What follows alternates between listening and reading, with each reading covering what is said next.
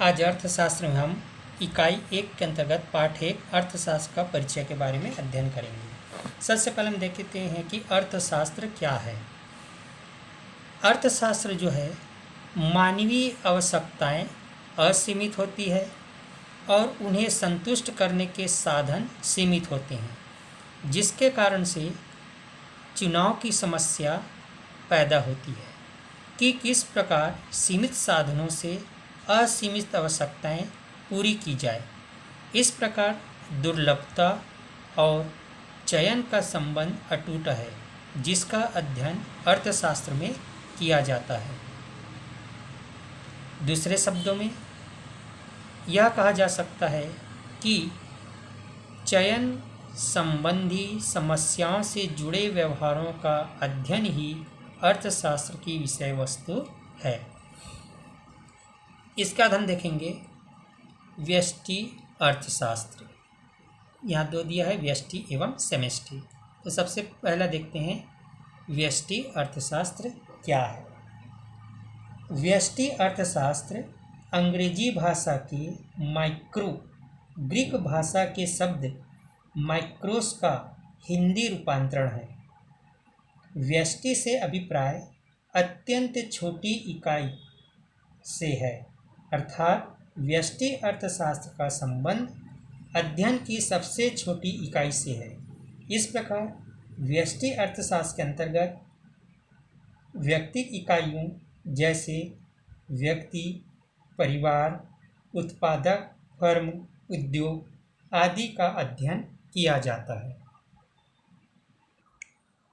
इसका हम देखेंगे व्यष्टि अर्थशास्त्र की विशेषताएं। तो पहली विशेषता है व्यक्तिगत इकाइयों का अध्ययन। व्यष्टि अर्थशास्त्र में व्यक्तिगत इकाइयों का ही अध्ययन किया जाता है। व्यष्टि अर्थशास्त्र व्यक्तिगत आय, व्यक्तिगत उत्पादन एवं व्यक्तिगत उपभोग आदि की व्याख्या करने में सहायता करता है। यह प्रणाली अपना संबंध समूहों में न रखकर इकाइयों से रखती है। इस प्रकार व्यष्टि अर्थशास्त्र व्यक्तिगत समस्याओं का अध्ययन करते हुए समस्त अर्थव्यवस्था के विश्लेषण में सहायता प्रदान करता है। दूसरी विशेषता है सूक्ष्म चरों का अध्ययन। सूक्ष्म अर्थशास्त्र की दूसरी विशेषता के रूप में यह छोटे छोटे चरों का अध्ययन करती है। इसके चरों का प्रभाव इतना कम है कि इसके परिवर्तनों का प्रभाव संपूर्ण अर्थव्यवस्था पर नहीं पड़ता है।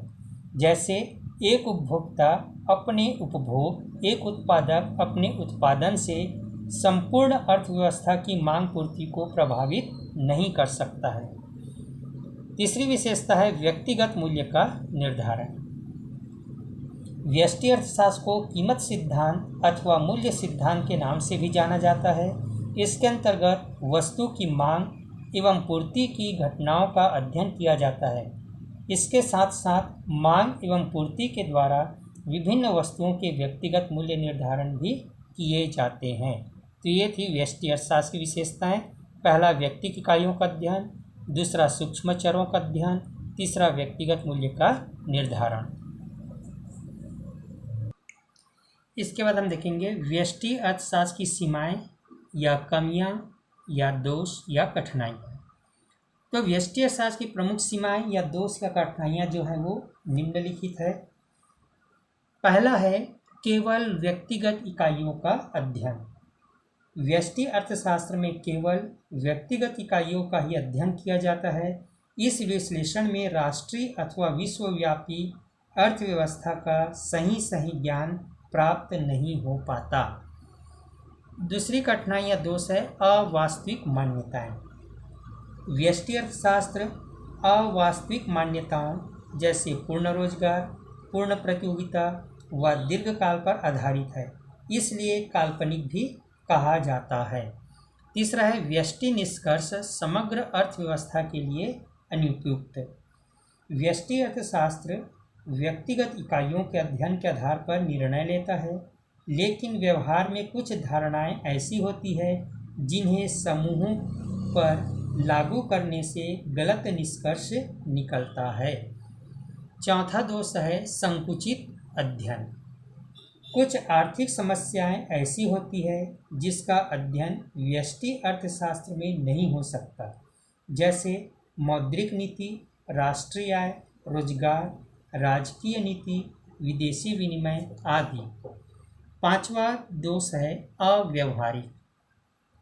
व्यष्टि अर्थशास्त्र के अधिकांश नियम एवं सिद्धांत पूर्ण रोजगार की मान्यता पर आधारित है, लेकिन जब पूर्ण रोजगार की मान्यता ही अव्यवहारिक है तो इस पर बने समस्त नियम एवं सिद्धांत भी अव्यवहारिक ही कहे जाएंगे।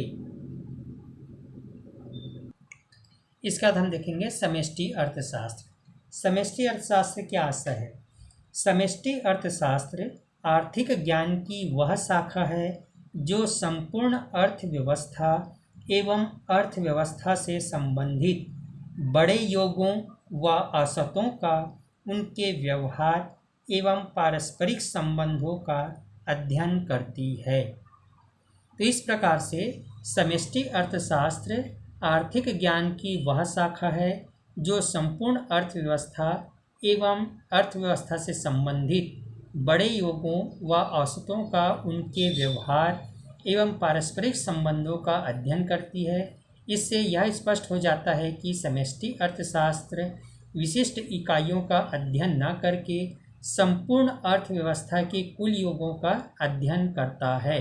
अतः इसे कुल योग संबंधी अथवा सामूहिक अर्थशास्त्र भी कहते हैं। इसका हम देखते हैं समष्टि अर्थशास्त्र की विशेषताएं या लक्षण। समष्टि अर्थशास्त्र की प्रमुख विशेषताएं या लक्षण जो है वो निम्नलिखित है। पहला है विस्तृत दृष्टिकोण। समष्टि अर्थशास्त्र की धारणा विस्तृत है। इसमें छोटी छोटी इकाइयों को महत्व नहीं दिया जाता, बल्कि इसकी सहायता से राष्ट्रीय एवं अंतर्राष्ट्रीय आर्थिक समस्याओं का हल निकाला जाता है। दूसरी विशेषता है विस्तृत विश्लेषण। समष्टि अर्थशास्त्र में विस्तृत विश्लेषण को सर्वाधिक महत्व दिया जाता है। जैसे समष्टि अर्थशास्त्र में सरकार की मौद्रिक एवं राजस्व नीतियों का अध्ययन किया जाता है, जो कि सामान्य प्रभावों को स्पष्ट करता है तथा इस तथ्य को नज़रअंदाज कर दिया जाता है कि इन नीतियों का व्यक्तियों अथवा उद्योगों पर क्या प्रभाव पड़ेगा। यदि सार्वजनिक आय तथा सार्वजनिक व्यय का परस्पर प्रभाव समाज पर पड़ रहा है तो निष्कर्ष के रूप में यह कहा जा सकता है कि समाज में रहने वाले व्यक्ति पर इसका अच्छा प्रभाव पड़ेगा। तीसरा है सामूहिक हितों पर बल। समष्टि अर्थशास्त्र की तीसरी और महत्वपूर्ण विशेषता यह है कि यह सामूहिक हितों पर अधिक बल देती है। इसलिए समष्टि अर्थशास्त्र व्यक्ति हित की तुलना में सामूहिक हितों को अधिक बल देता है। चौथा है परस्पर निर्भरता।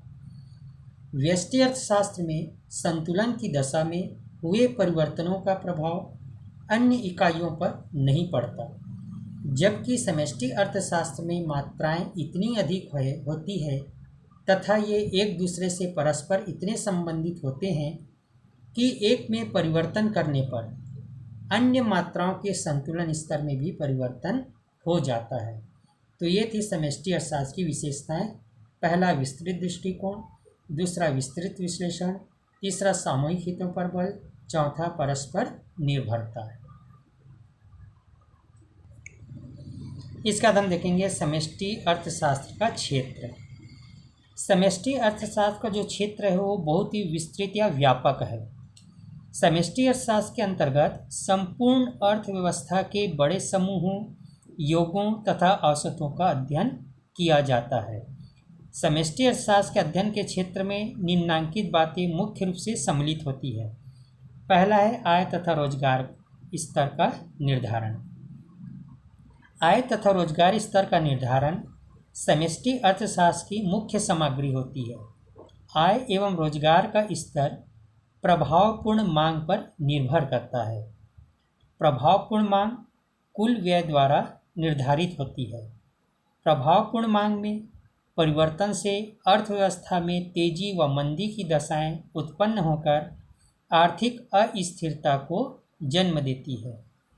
दूसरा है सामान्य कीमत स्तर एवं स्फीति का विश्लेषण। मुद्रास्फीति के कारण उत्पन्न स्फीतिक कीमत वृद्धि वर्तमान विश्व की सबसे कष्टदायक आर्थिक बीमारी है। विकसित एवं अर्धविकसित दोनों की ही तरह की अर्थव्यवस्थाएं इससे पीड़ित हैं। तीसरा, आर्थिक विकास के सिद्धांत। आर्थिक विकास का अर्थशास्त्र समष्टि अर्थशास्त्र की एक महत्वपूर्ण शाखा है। द्वितीय महायुद्ध के बाद विश्व के अनेक देशों को गुलामी से स्वतंत्रता प्राप्त हुई। इन नवोदित राष्ट्रों में आर्थिक विकास की समस्या को आर्थिक नियोजन की सहायता से हल करने के प्रयत्न किए जा रहे हैं। उसके बाद चौथा है वितरण का समष्टि सिद्धांत। वितरण की अनेक समस्याएं जैसे कुल राष्ट्रीय आय में उत्पादन के विभिन्न साधनों का पारिश्रमिक कितना है तथा उनमें कुल आय का वितरण किस प्रकार किया जाता है, यह समष्टि अर्थशास्त्र के सिद्धांतों का मुख्य विषय है। पांचवा है राजस्व का सिद्धांत। राजस्व के अनेक सिद्धांत जैसे अंतर्राष्ट्रीय व्यापार के सिद्धांत एवं आर्थिक नियोजन के सिद्धांत भी समष्टि अर्थशास्त्र के विषय हैं। इसका देखते हैं समष्टि अर्थशास्त्र के प्रकार। समष्टि अर्थशास्त्र के 3 प्रकार हैं। पहला है समष्टि आर्थिक स्थितिकी। समष्टि अर्थशास्त्र के अंतर्गत संपूर्ण अर्थव्यवस्था का अध्ययन संतुलन की दशा में किया जाता है, लेकिन समष्टि आर्थिक विश्लेषण इस तथ्य का विश्लेषण नहीं करता कि अर्थव्यवस्था संतुलन के बिंदु पर किस प्रकार पहुंचती है। जिस समष्टि स्थितिकी में जिस अंतिम संतुलन का अध्ययन किया जाता है उसे प्रोफेसर किन्स के अनुसार निम्नलिखित समीकरण की सहायता से स्पष्ट किया जा सकता है। y = c+i। यहाँ y का मतलब है कुल आय, c का मतलब है कुल उपभोग व्यय एवं i का मतलब है कुल विनियोग व्यय। दूसरा है तुलनात्मक समष्टि आर्थिक स्थितिकी। इसके अंतर्गत स्थितिकी रीति द्वारा प्रायोगिक प्रक्रिया का अध्ययन किया जाता है। एक अर्थव्यवस्था के समष्टि चर जैसे कुल आय एवं कुल रोजगार आदि परिवर्तित होते रहते हैं। इसके परिणाम स्वरूप अर्थव्यवस्था के साम्य बिंदु भी परिवर्तित होते रहते हैं। तुलनात्मक समष्टि में आर्थिक स्थितिकी के अंतर्गत इन विभिन्न साम्य बिंदुओं की परस्पर तुलना की जाती है, किंतु यह विश्लेषण इस बात की कोई व्याख्या नहीं करता कि एक साम्य की स्थिति में दूसरे साम्य की स्थिति तक पहुंचने की प्रक्रिया में कौन कौन से घटक प्रभावशाली रहे। तीसरा है समष्टि आर्थिक प्रावैगिकी। आर्थिक विश्लेषण की यह नवीनतम एवं यथार्थ प्रणाली है। इसके अंतर्गत एक साम्य से दूसरे साम्य तक पहुंचने की संपूर्ण प्रक्रिया का अध्ययन किया जाता है। हालांकि उच्च गणितीय प्रयोग के कारण यह जटिल प्रणाली है, किंतु यह संपूर्ण अर्थव्यवस्था के प्रायोगिक चित्र को यथार्थ रूप में प्रस्तुत करती है। इस प्रकार से समष्टि अर्थशास्त्र के प्रकार हैं समष्टि आर्थिक स्थितिकी, दूसरा तुलनात्मक समष्टि आर्थिक स्थितिकी, तीसरा समष्टि आर्थिक प्रावैगिकी।